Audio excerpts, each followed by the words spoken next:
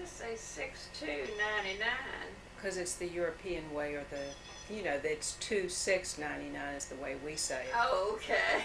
Yeah. I was going to say, it's not even Right.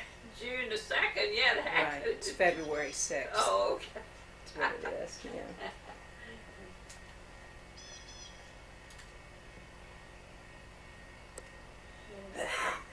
If I'd have seen this one, I'd realize it was 31/1. Mhm.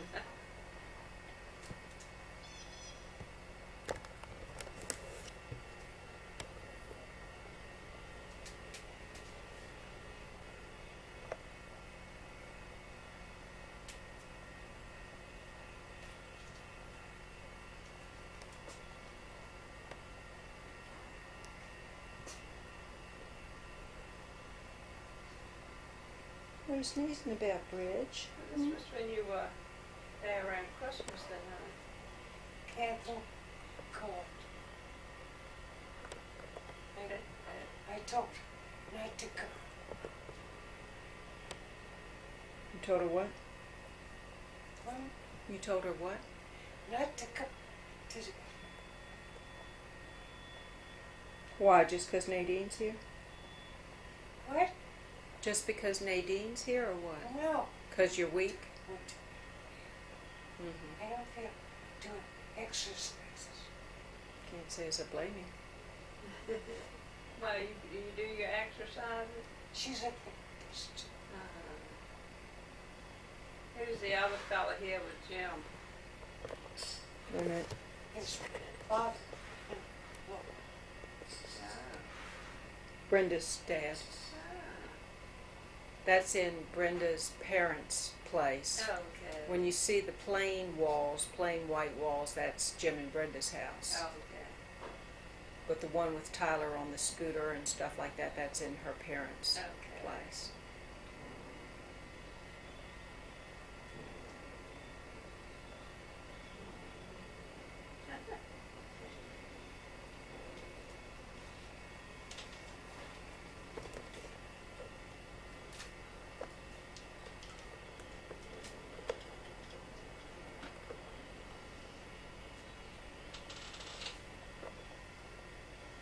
Did you see this one, Nadine?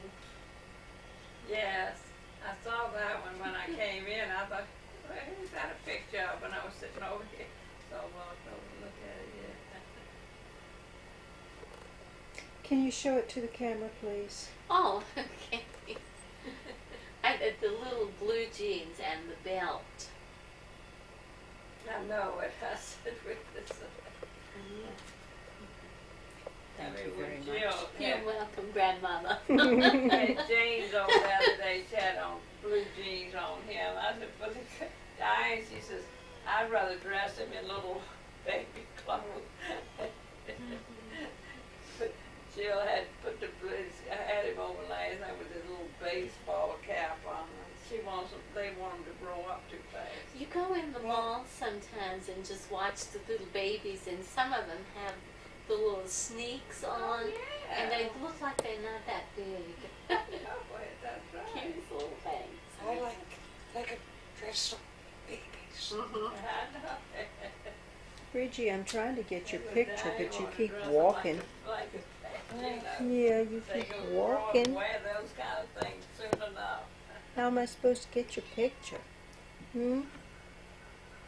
Yeah. That's cute. This one hold it. Oh, I know it. Yeah. And the one in there where he's holding the baby, and he just looks like he's about to burst. I He's know. laughing so hard. So prayer. Says to bring whole flock of baby blues. Yeah. I think he's going. They favor each other too, don't they? Don't you think? Or am I seeing? Not the children. Huh? Not really. She's Not going to be a really. lot darker than he is, I Yeah, think. but still, I mean, in the. I don't know. It's Yeah. And thank goodness her I thought I could see. ears some are close to her resemblance. head.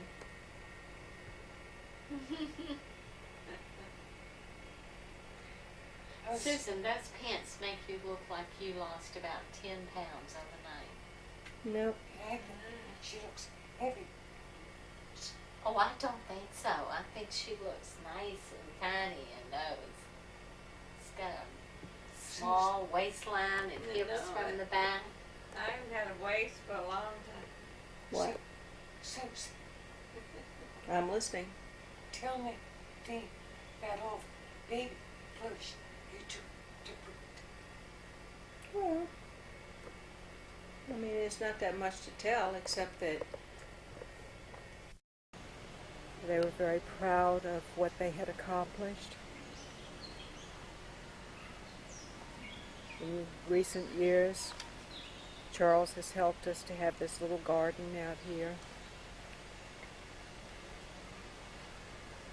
And we've done our best to try to have pretty plants, some of which you'll see right up here with the azaleas that Daddy planted not too long before he died.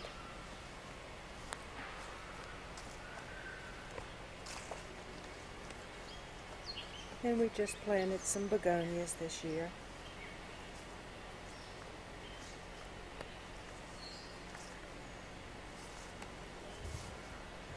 If you look out toward the walk, we also have some pretty plants around the lamp post.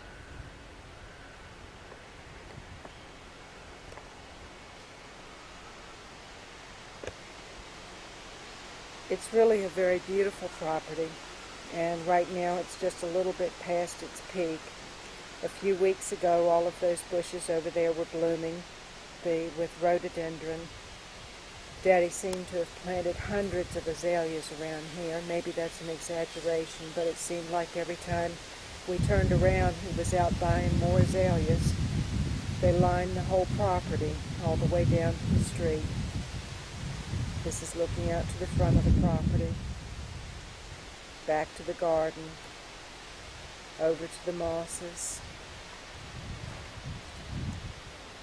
Again, you see more azaleas here. And around the corner we have what we call the St. Francis bed. This is something that Jimmy helped lay out, or did lay out for them. And again, it's surrounded by azaleas. In recent years, one of the things that they were the most proud of was this addition that they put on. It's a porch that Mother wanted for years, and it's kind of a family joke because for years Daddy kept delaying the whole process because he wanted one type of thing and she wanted another. And so finally they got to the point where they finally decided to get somebody to build it, and at first it started out just being a screened porch. But they enjoyed being on it so much that they decided eventually to have it, have the windows put in with the glass, the storm windows put in and everything, and so they have been able to use it year-round. And indeed, this is the place where they have spent the vast majority of their time in this home. It's a little difficult with this viewer to tell, but hopefully you can see the rhododendron here. These are the last few blooming rhododendron of the season, but they were just absolutely gorgeous.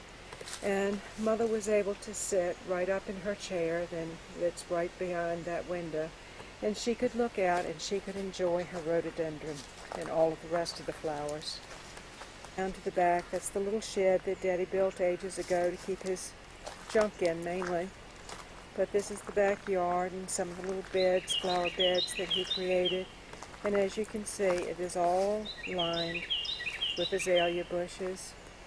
We've got dogwoods and other lovely big trees.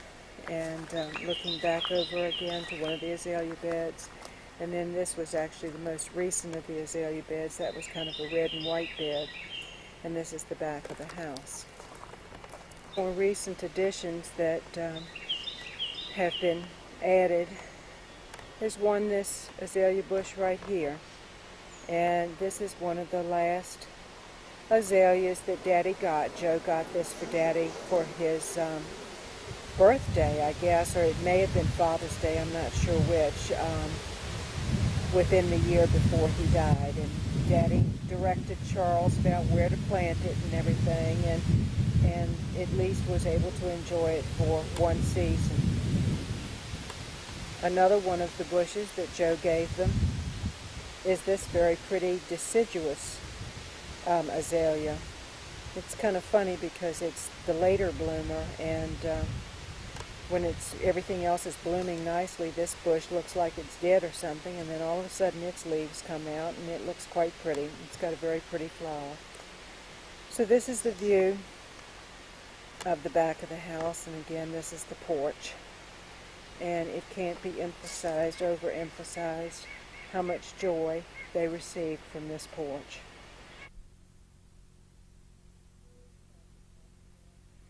We're inside the house now. We've entered through the atrium doors and we are in the basement level.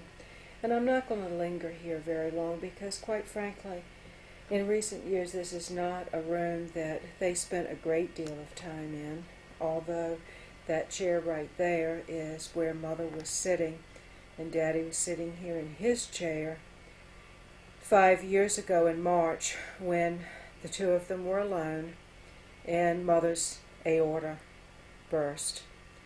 And at that time, from what we've been told, it was just incredible that she survived. Normally something like that kills a person within a few minutes. And I guess this was one of the first real occasions that we had to know what an incredibly strong person she was, what an incredible will to live, because she did survive, and she survived for over 5 years. The shot that I will give of the downstairs is right here, which hopefully I'm being able to get this into focus a little bit better. These are the grandchildren, and nothing was more important to our parents than their children and their grandchildren. They were very grateful to live as close as they do to their grandchildren and to have the kind of relationship that they've had with them. It was a very special part of their lives.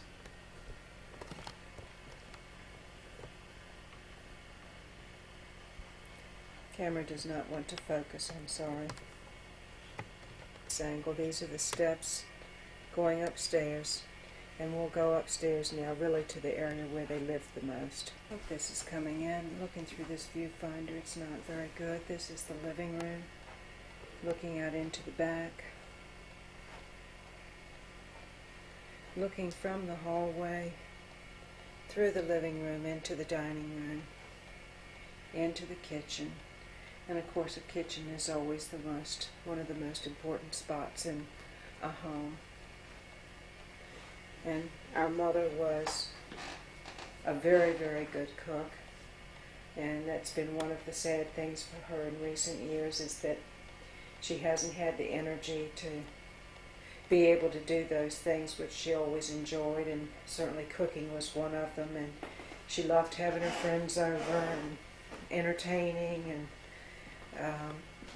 thoroughly enjoyed being the housewife that she was for so many years. We've just passed through the kitchen and going through the dining room and coming out here, as I said before, to really one of the most important spots for them. And this is the porch. And they would sit at this table for most of their meals, looking out into their garden. And truly, in the springtime, it is magnificent. It is so peaceful and tranquil to sit in this room and to look out. And usually when we're lucky, we're able to spot Mr. Cardinal and sometimes Mrs. Cardinal at that bird feeder. We go around here, and this is Mother's chair. Rarely would you be able to come into this room until a couple days ago without seeing Mother sitting in this chair. Its emptiness now is very symbolic of how all of us feel at this point. Just a few days in this chair, and obviously the two of them spent many hours out here reading their paper and talking, watching golf on television and just enjoying being able to enjoy their retirement sitting here on their porch. We have a collage there of Bruce and Sherlin's wedding pictures. Over here is last year's Mother's Day gift, and I think she enjoyed this quite a bit. This is a picture of Daddy and I the day that I married Mike. Mother said she really never knew that Daddy and I could look so sweet. She wouldn't have believed it if she hadn't seen it down here in the picture. When I moved down here before Daddy died 4 years ago, I told them that I would be glad to move in with them and to help them during this period of time when Daddy was ill, but that the one stipulation was that Bridget had to come with me. And it turned out to be a very fortuitous thing, because you know how they always say that animals are a great comfort, and there's no doubt about it. And Bridget has been here ever since, and after Daddy died and almost 2 years later I finally left and went back up to Northern Virginia, Bridget stayed here with Mother and would sleep with her every night and was really very much of a comfort to Mother. I mean, Bridget has her faults like all of us do, and there were some things that we wish she hadn't done, but in spite of it all, Mother enjoyed her company, and it's going to be real hard for Bridget now after 4 years of living here to be heading back up to Northern Virginia tomorrow to begin a new life up there. I can assure you that she misses her surrogate mother as much as the rest of us do. Here now in the dining room, heading toward the kitchen, and I don't know, kind of the reason I wanted to show this route is because this is her main trail from the porch coming through here. Of course, we were often pushing the wheelchair, having to get through this narrow spot and going down in here into the hallway and making the turn and coming down here toward their bedroom. Of course, as you see in here, we still have the wheelchairs, which we've got to get back over to the Mosses. I mean, these things have been absolutely wonderful, and it certainly has been super of them to let us have them for all these years, really. I mean, for the most part, we've kept them for a long time. We use them for Daddy, and we use them for Mother. And this is their bedroom. This is difficult, to say the least.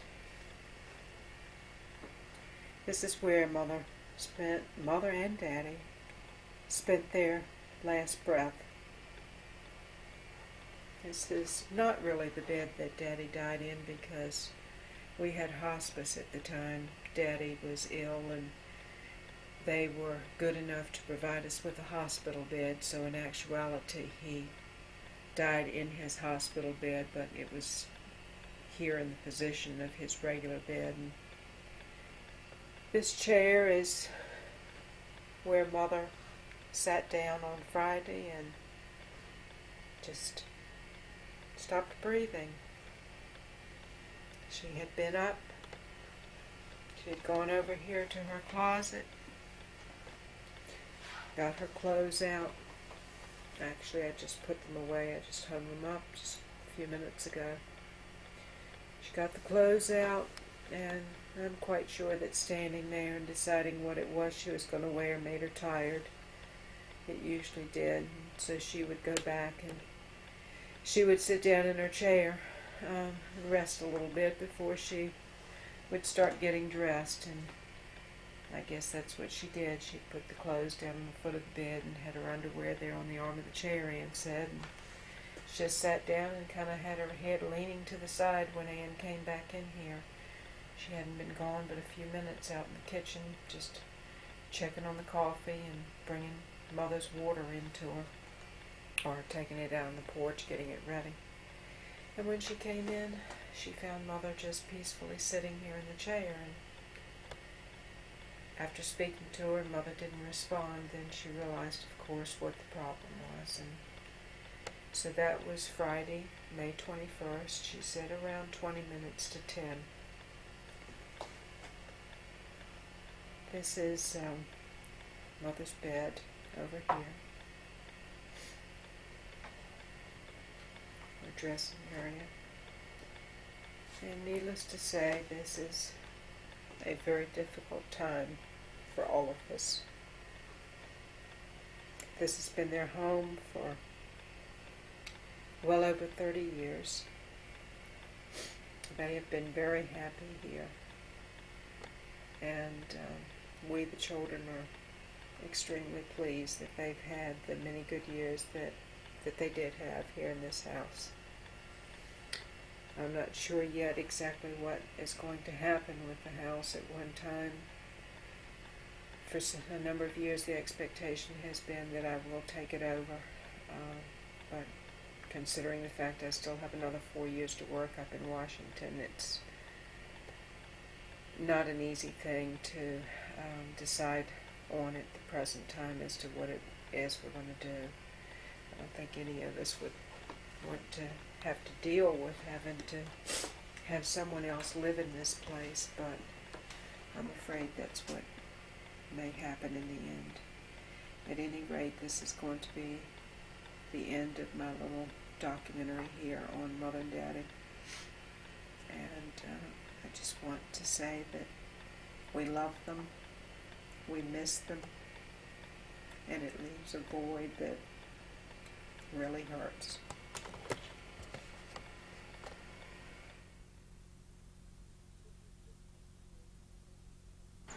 This is Richmond Street, Chester, Virginia. Our family, the Hillier family, moved to Chester back in about January of 1948. We came to this village from Richmond, where my parents had lived for several years, and they moved to this pretty area of Chester,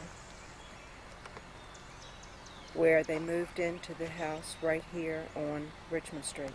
And so this is our house. This was, time we moved into this house, it was 201 North Richmond Street. It looked a little bit different at the time because we had a full porch on the front. But we moved into this house, and it was a house that required a great deal of effort on the part of both of our parents. They spent many years painting and repairing and renovating the house. But as far as we children were concerned, there were many, many happy years spent here. Over to the side here was one of my favorite places, which was the fish pond. The other important aspects of our life was the fact that we started attending St. John's Church. It too looked a little bit different in those days because since we moved away from Richmond Street, St. John's did burn down. Of our house, the center bedroom up the top of this porch right here was mine. The one to the left was Mother and Daddy's. Underneath of it is a family room, and behind that is the kitchen that Daddy totally renovated. Off to the right was the living room, and up above that was the boys' room. The new people who own this place still have our white picket fence, and there used to be these pretty little roses all along the fence. They still have some pretty flowers. So here's another view. And in the back, we had outbuildings. The building was our shed, and then next to it, as you can see, was the detached garage. Up in our day, we didn't have a door on the garage. This back portion was a really, really beautiful dining room, big spacious dining room. Of course, there are high ceilings in this house. Upstairs above that was the room that at one time was Jimmy's room, and then at the end it became Pawpaw's room because he moved in with us. It went all the way back to the railroad tracks. And I don't know if we can see the little structure in there, but there's a shed that Daddy built, and at the time I wanted a horse so badly, and I thought for sure that he was building a nice stall for me, but unfortunately he just kept his tractor and that kind of stuff in it. We had fruit trees, and Daddy's biggest relaxation was his garden. So he had this whole area back here. He built this fence, which unfortunately is in very sad shape right now. He built the fence. We had cherry trees, we had apple trees. He had geese that helped him to weed his garden. And when he would come home from work, this was his relaxation, that he would come back here and work in the garden. At this point, there is a Boy Scout cabin on it. This was our land, and at the time the Boy Scout cabin was not there. Our land went all the way back to where you see the tree line, and that's where the railroad track is now. Over here we have the Masonic